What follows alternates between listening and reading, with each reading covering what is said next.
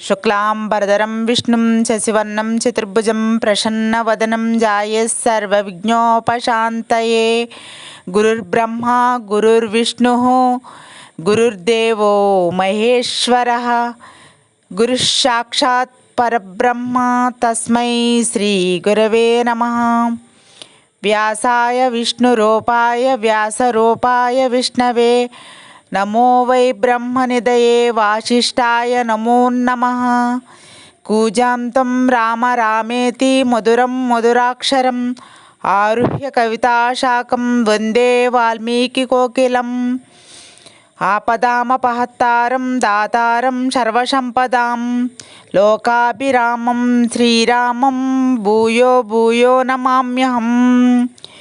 गोष्पदीकृतवारसिं मस्कीकृतराक्षसं रामायणमहामालरत्नं वन्दे अनिलात्मजम्। अञ्जनानन्दनं वीरं जानकीशोकनाशनं कपीसमक्षहन्तरं वन्दे लङ्काभयङ्करम्। उल्लङ्घ्य सिन्धो सलिलं सलिलं यशोकवह्निं जनकात्मजायः आदाय तेनैव ददाह लङ्कं नमामि तं प्राञ्जलिराञ्जनेयम्। आञ्जनेयमतिपाटलाननं काञ्चनाद्रिकमनीयविग्रहं पारिजाततरुमूलवासिनं भावयामि पवमाननन्दनं। यत्र यत्र रघुनाथकीर्तनं तत्र तत्र कृतमस्तकाञ्जलिं बाष्पवारि परिपूर्णलोचनं। मारुतिं नमत राक्षसान्तकं मनोजवं मारुतातुल्यवेगं जितेन्द्रियं बुद्धिमतां वरिष्ठं वातात्मजं वानरायुधमुख्यं श्रीरामदूतं शिरसा नमामि। శ్రీరామాయ నమః. శ్రీ వాల్మీకి రామాయణం సంపూర్ణ రామాయణం బాలకాండము. పవిత్ర సరయూనది తీరమున సర్వసంపదలతో వెలిసిల్లు కోసల దేశము సుప్రసిద్ధము. ఆ దేశమునకు ప్రధాన పట్టణము అయోధ్య. ఈ నగరము మాననీయుడు వైవస్వతమనువు నిర్మించినది. సువిశాలము సుదీర్ఘమునకు ఈ పట్టణమున రాజమార్గము తక్కిన వీధులను పరమ రమణీయములు. ఇట్టి అందమైన పవిత్రమైన నగరమున మహారాజు దశరథుడు నివసించుచు ప్రజలను కన్నబిడ్డల వలె పరిపాలించుచు గొప్ప కీర్తిని సంపాదించెను. అతని రాజ్యములోని ప్రజలు ధర్మశీలురు సంపన్నులున్నై ప్రశంసింపబడుచుండిరి. అతని మంత్రుల ఆలోచనాపరులు ఇంగితజ్ఞులు, రాజు యొక్క ప్రజల యొక్క మేలును కోరువారు. వశిష్ఠ వామదేవర్షులు ఋత్విక్కులుగా నుండిరి. అతని రాజ్యమున దుర్మార్గుడు లేడు. దశరథునితో సమానుడైన రాజు గాని వానికంటే గొప్ప రాజు గాని ఆ కాలములో మరి ఒకడు లేడు. వేయేల దశరథుడు దేవేంద్ర సమానుడు. అతని రాజ్యము స్వర్గ సమానమై ఉండెను. అశ్వమేధయాగ ప్రస్తావము. ఇటువంటి మహాప్రభావశాలియగు దశరథ మహారాజు వంశాభివృద్ధికరుడగు కుమారుడు జన్మించనందున మిక్కిలి సంతాపము పొందుచు అశ్వమేధయాగము చేయవలనని కోరిక గలవాడయ్యను. వెంటనే సుమంత్రుడను మంత్రితో మా గురువర్యులను పురోహితులను త్వరగా తీసుకుని రమ్మని చెప్పాను. అతడును వేద పారంగతులైన సుయజ్ఞ వామదేవ జాబాలి, కశ్యప వశిష్ఠులను మరికొందరు బ్రాహ్మణ శ్రేష్ఠులను వెంటబెట్టుకుని రాజు వద్దకు వచ్చాను. ధర్మాత్ముడైన రాజు వారిని అందరినీ పూజించి పిమ్మట కుమారులు లేక పరితపించుచున్న నాకు సుఖము సర్వాత్మాన శూన్యమైనది కనుక అశ్వమేధ యాగము చేయవలయునని నాకు సంకల్పము కలిగినది. మీరు నా కోరిక నెరవేరునట్లు ఆలోచింప వేడుచున్నాను. నేను రాజు మాటలను బ్రాహ్మణులందరూ బాగుని ప్రశంసించిరి. వారందరూ పరమ సంతోషముతో మహారాజా, యాగ సామాగ్రిని తెప్పించండి, గుర్రమును విడిచిపెట్టండి, సరయూ నది ఒడ్డున యజ్ఞమును కనువుగా భూమిని చక్కగా నిర్ణయించండి. మహారాజా, మీరు తప్పక పుత్రులను పొంది ఆనందింపగలరని పలికిరి. బ్రాహ్మణుల మాటలు విని పరమానందభరితుడై రాజు మంత్రులతో సమర్థులైన రక్షకులతో గుర్రమును విడిచిపెట్టండి, గురువులు చెప్పినట్లు యజ్ఞ సంభారములను సమకూర్చండి, సరయూ నది ఉత్తర తీరమున యజ్ఞభూమిని కల్పించండి, ఎటువంటి లోపము దోషము లేకుండా యథావిధిగా ఈ యాగము పూర్తియగినట్టు మీరందరూ సహకరింపుడని పలికెను. మహారాజు నుండి సత్కారములు అందుకొని మంత్రులందరూ అట్లే చేయగలమని రాజును ప్రశంసించి తమ నివాసములకు వెళ్ళిరి. సుమంత్రుడు ఋషిశృంగ వృత్తాంతము చెప్పుట. సారథి అయిన సుమంత్రుడు దశరథ మహారాజు ఏకాంతమునిట్లు చెప్పెను. మహారాజా, పూర్వము మహానుభావుడగు సనత్కుమారుడు ఋషుల సమక్షమున నీకు పుత్ర సంతానం కలుగునని చెప్పెను. అల్లుడైన ఋషిశృంగుడు నీకు పుత్రులు జన్మించున్నట్లు చేయగలడని అతని వృత్తాంతమును ఇలా చెప్పాడు. పూర్వము కశ్యప మహర్షి కుమారుడు విభాండకుడనే వాడు కలడు. అతనికి ఋష్యశృంగుడను వాడు కుమారుడు. అతడు నిత్యము వనమందే పెరిగి వనములోనే తిరుగుతూ ఎల్లప్పుడూ తన తండ్రిని అనుసరించి ఉండుటయే తప్ప వేరొకటి ఎరుగడు. బ్రాహ్మణ శ్రేష్ఠుడైన ఆ మహాత్మునకు 2 విధములైన పనులు బ్రహ్మచర్యంతో, ఒకటి అగ్నిహోత్రమును సేవించుట, రెండవది తండ్రిని అనుసరించి ఉండుట అని బ్రాహ్మణులు చెప్పుట లోక ప్రసిద్ధమై ఉన్నది. అగ్నిని తండ్రిని సేవించుచు అతడు కాలము గడుపుచుండగా అంగదేశములో పరాక్రమవంతుడగు రోమపాదుడను మహారాజు పరిపాలన చేయుచుండెను. అతడు గొప్ప బలవంతుడుగా ప్రసిద్ధి చెందిన నాడు అతని రాజ్యములో అతి భయంకరమైన అనావృష్టి సంభవించెను. సమస్త జనులకును భయము కలిగించుచు వర్షపాతమే మాత్రము లేని ఆ ఘోర సమయంలో రాజు మిక్కిలి దుఃఖాక్రాంతుడయ్యను. అంతటి వేదశాస్త్రములందు పండితులైన బ్రాహ్మణులను పిలిపించి వారితో ఇట్లు పలికెను. అయ్యా, మీరు సర్వము తెలిసినవారు, లోకచరిత్రను బాగుగా తెలుసుకున్నవారు.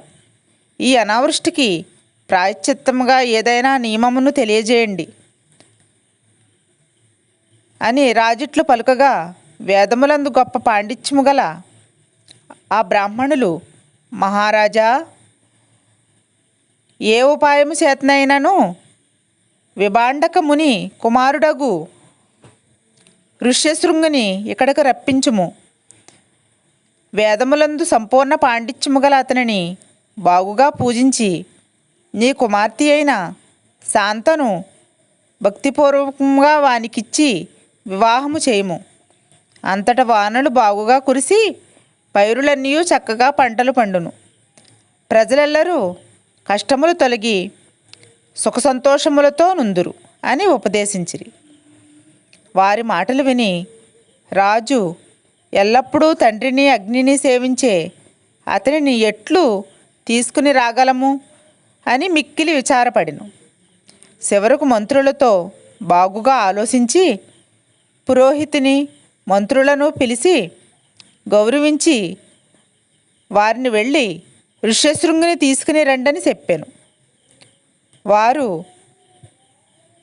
రాజు మాటలు విని బాధపడుచు తలలు వంచి విభాండక ఋషికి భయపడుచు మేము వెళ్ళలేమని మనవి చేసి బ్రతిమాలిరి. మరియు వేశ్యలను పంపి వారి ద్వారా మునికుమారుని రప్పించవచ్చని చెప్పిరి. రాజు అట్లే వేశ్యల ద్వారా ఋష్యశృంగుని తన నగరమునకు రప్పించెను. అప్పుడు తగినట్లు వర్షములు కురిసి అందరూ మిక్కిలి సంతోషించిరి. అంతటా రోమపాద మహారాజు తన కుమార్తె అయిన శాంతతో ఋష్యశృంగునకు వివాహము జరిపించెను.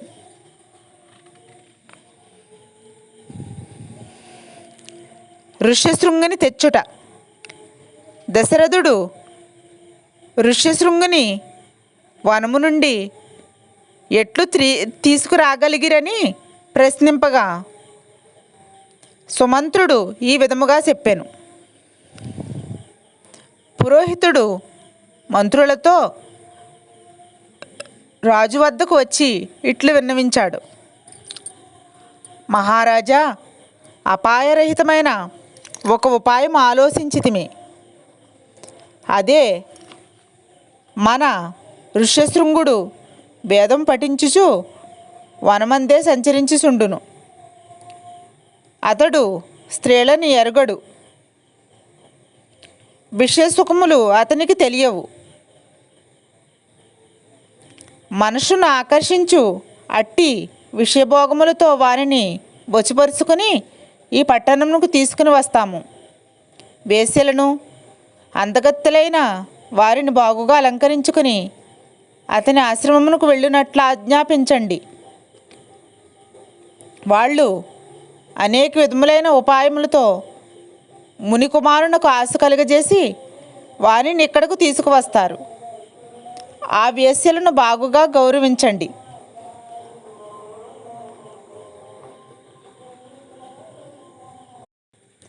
ఋష్యశృంగుడు అంగదేశమునకు వచ్చుట. రాజు అట్లే అని పలుకగా పురోహితుడు మంత్రులు వేశ్యలను పంపగా వారు వనములో ప్రవేశించి ఆశ్రమానికి దగ్గరగా ఉండి మునికుమారుని చూచుటకు ప్రయత్నం చేశారు.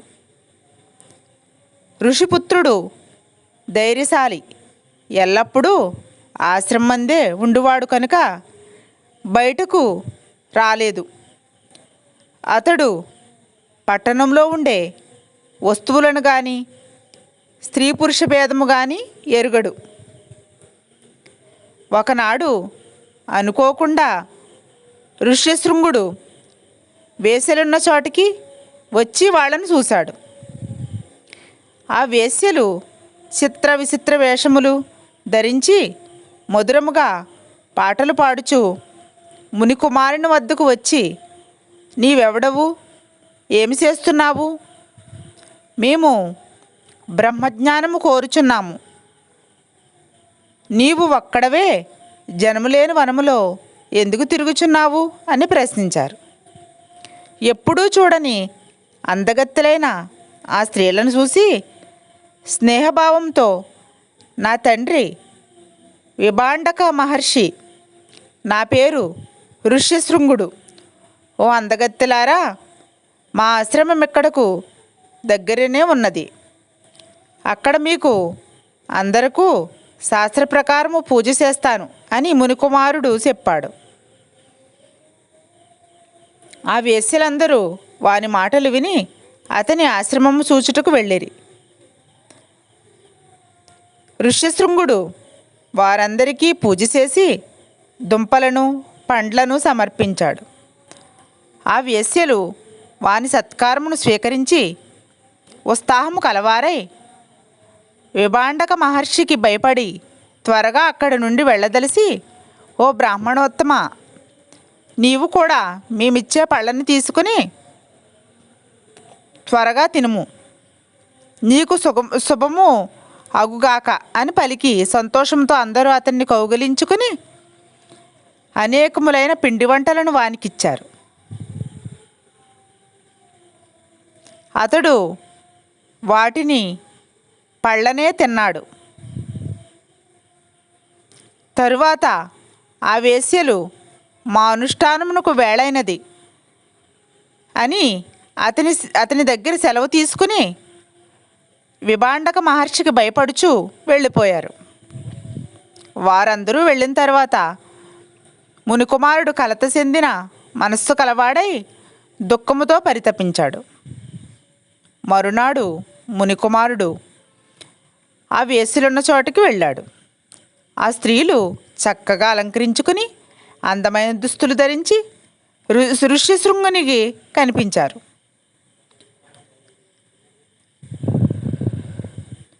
అటు వచ్చుచున్న మునిపుత్రుని చూసి సంతోషంతో దగ్గరకు చేరి, ఓ బుద్ధిమంతుడా, మా ఆశ్రమానికి కూడా నీవు చూచుటకు రమ్ము. అక్కడ విచిత్రములైన దుంపలు పళ్ళు చాలా ఉన్నాయి. అక్కడ నిన్ను బాగా పూజిస్తాము అని మాట్లాడారు. మనసుకు సంతోషం కలిగించే వాళ్ళ మాటలు విని అక్కడికి వెళ్ళదలిశాడు. వెంటనే అతనిని స్త్రీలు తీసుకువెళ్ళారు. ఋష్యశృంగుడు రాగానే జగత్తునంతను సంతోషపెట్టుచు వర్షం కురిసింది. మహారాజు వర్షంతో సహా వచ్చిన ఋషిపుత్రునికి ఎదురు వెళ్ళి నమ్రుడై తలను నేల కాంచి నమస్కరించి అర్ఘ్యపాద్యాదులను నొసంగెను. విభాండక మునికి కోపం రాకుండా అతనిని రాజు ప్రసన్నుని చేసుకున్నాడు. పిదప ఋష్యశృంగుని అంతఃపురములోనికి తీసుకుని వెళ్ళి వివాహము జరిపించాను. ప్రశాంతమైన మనసుతో రోమపాద మహారాజు ఆనందించాడు. కోరికలన్నీ తీరునట్లు పూజింపబడుచు భార్య అయిన శాంతతో సహా ఋష్యశృంగుడు అచట నివసించుచున్నాడు అని అంతట మహారాజు సంతోషించి మంత్రులతో అంతఃపుర స్త్రీలతో కూడా రోమపాద మహారాజు ఇంటికి వెళ్ళి, రాజా, నీ కుమార్తె అయిన శాంత ఆమె భర్తయు నా పట్టణంకు వచ్చినట్లు ప్రయత్నింపుము, పెద్ద పని సంకల్పించి తిని అని చెప్పాను.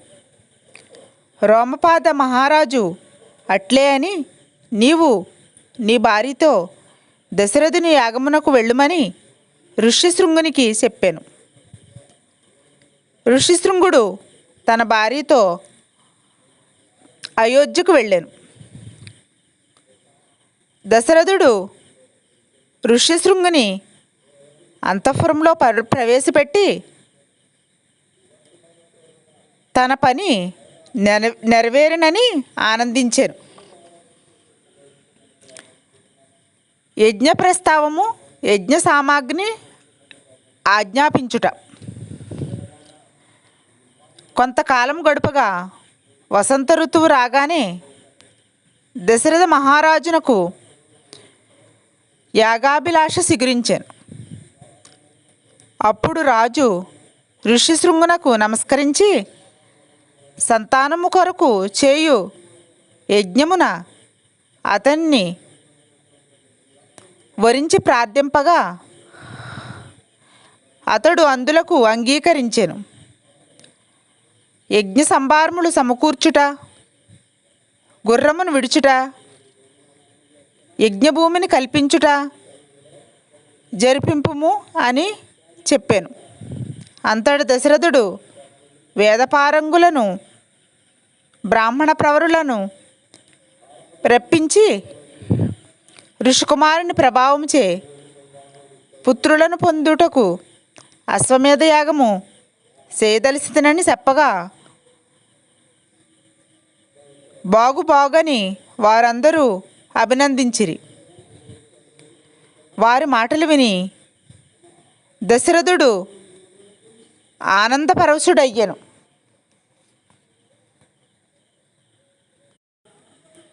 దశరథ మహారాజు వశిష్ఠునకు నమస్కరించి సంతానము కొరకు అశ్వమేధ యాగము చేయింపమని ప్రార్థించి ఎట్టి విఘ్నము లోపము జరగకుండా చూసు భారము మీది అని వేడుకొనగా అట్లే అని వశిష్ఠుడు అంగీకరించెను.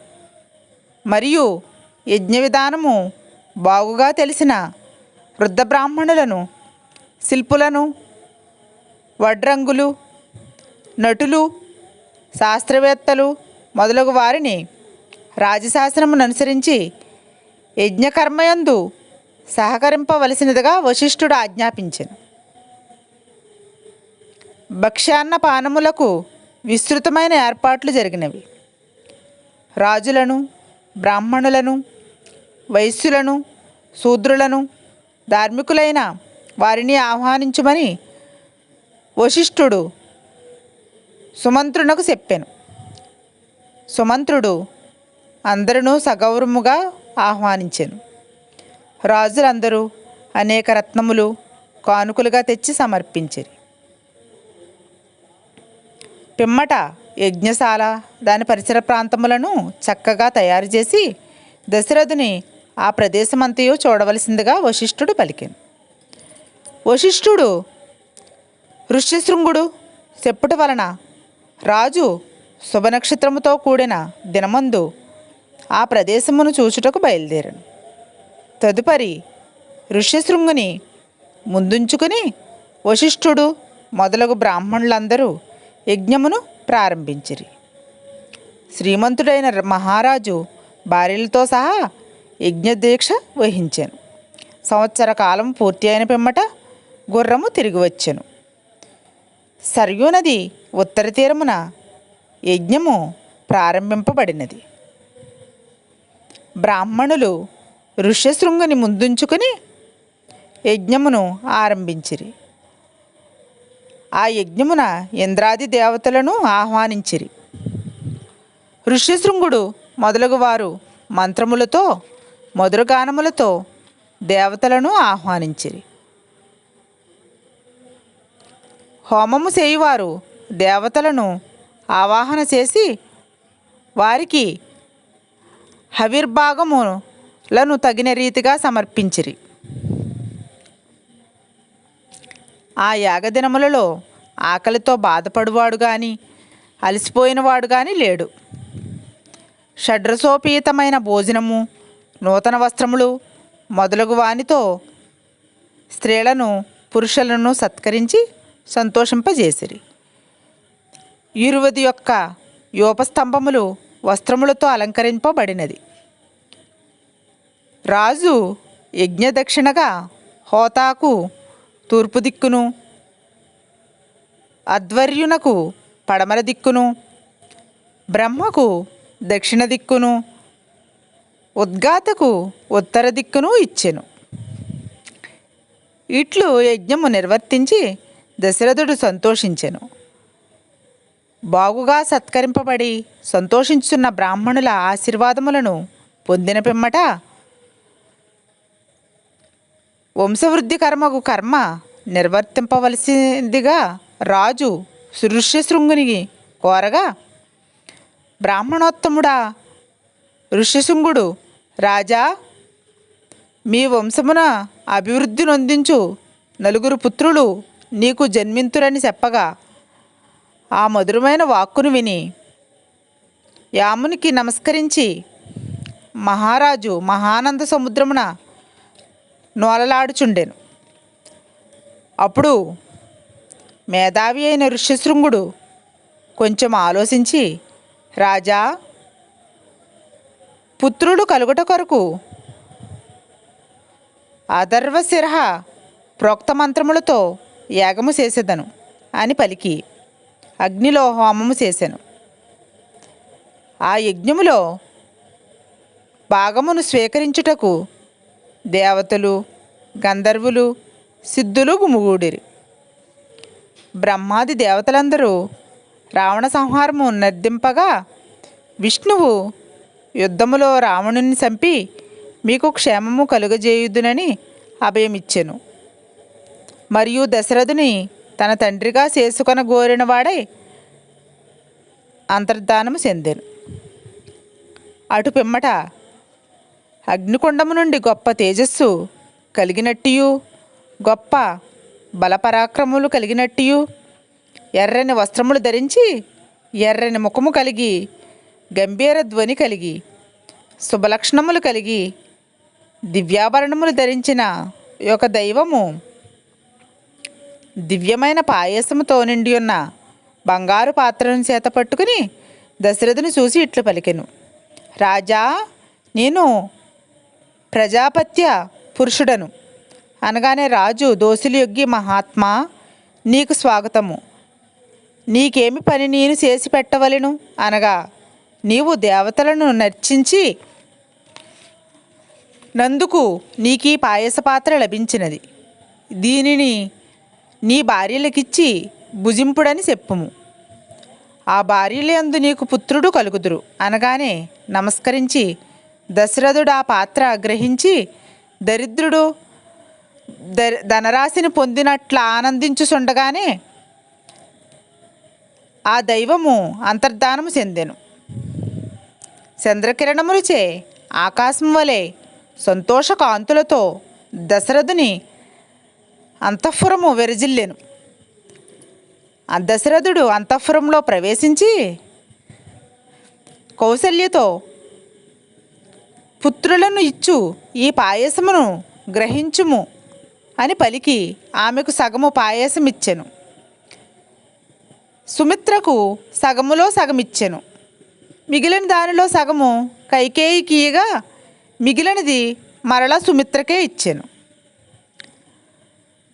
ఆ రాణులు ముగ్గురును పాయసమును స్వీకరించి భర్తచే గౌరవింపబడినట్లు మహాదానందము పొందిరి.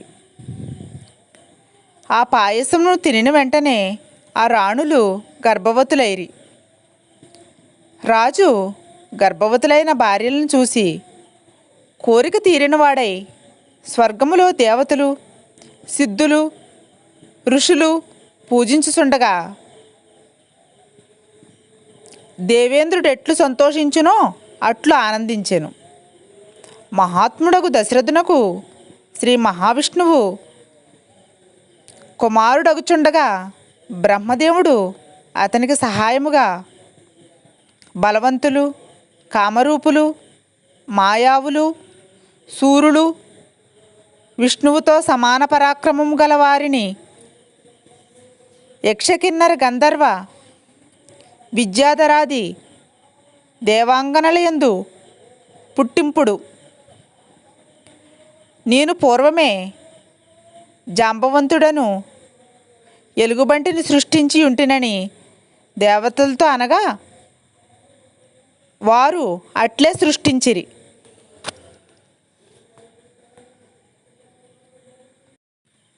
అశ్వమేధ యాగము పూర్తి కాగానే దేవతలు తమ తమ భాగములు తీసుకొని వెళ్ళిపోయిరి.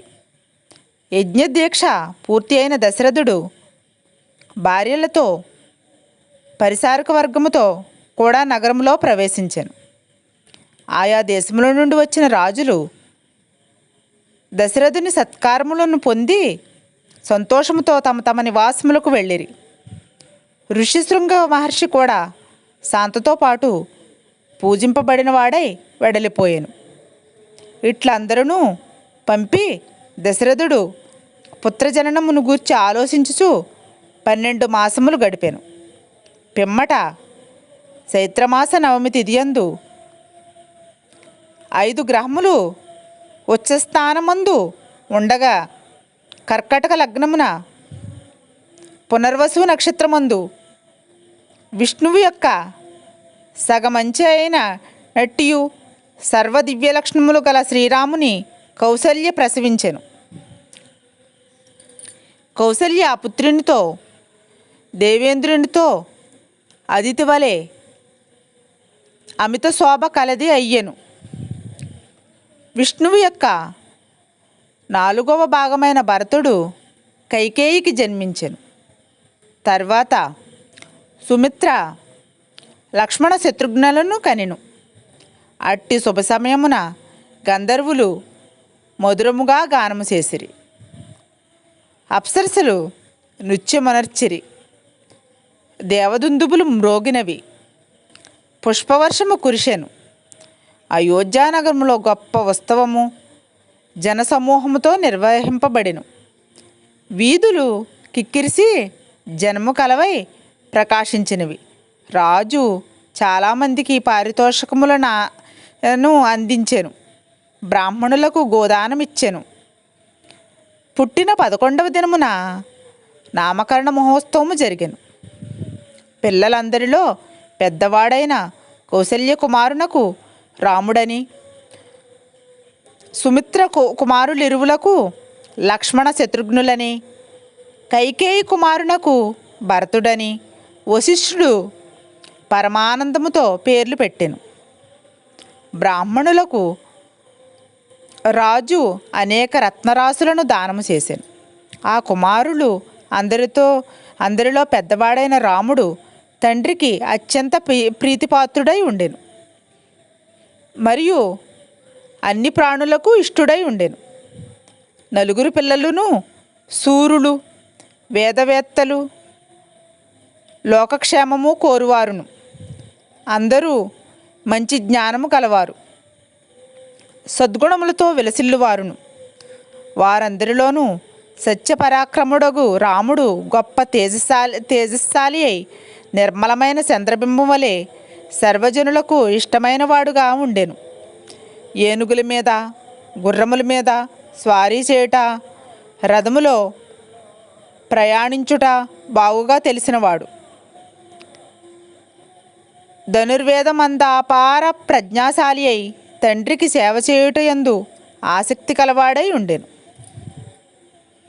లోకమునంతటికీ ప్రియుడైన రామునకు లక్ష్మణుడు చిన్నతనము నుండి మిక్కిలి స్నేహపాత్రుడై ఉండెను.